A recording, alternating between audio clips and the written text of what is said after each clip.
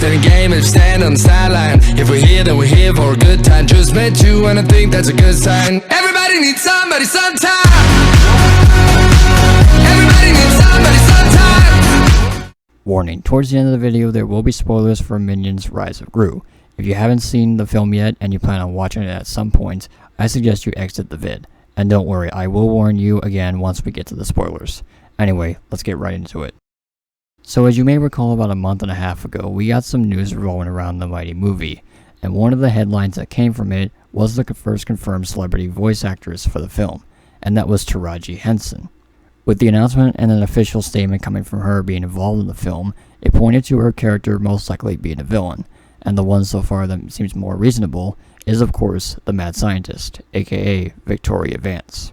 Now one question that's been floating in my mind is what will Henson's character sound like in the mighty movie, and thanks to a recent released animated film, we might have the answer.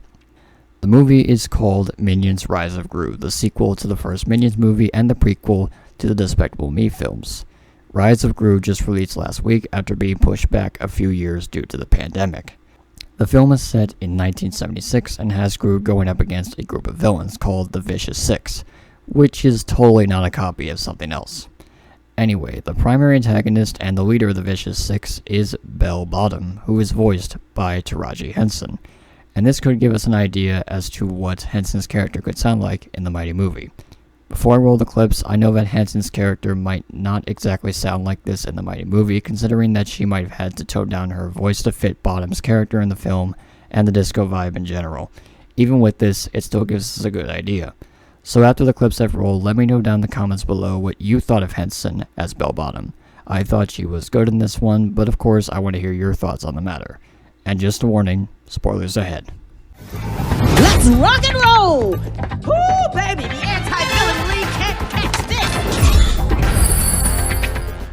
Alright, who let the kid in? I thought he was a tiny man. What's wrong with you?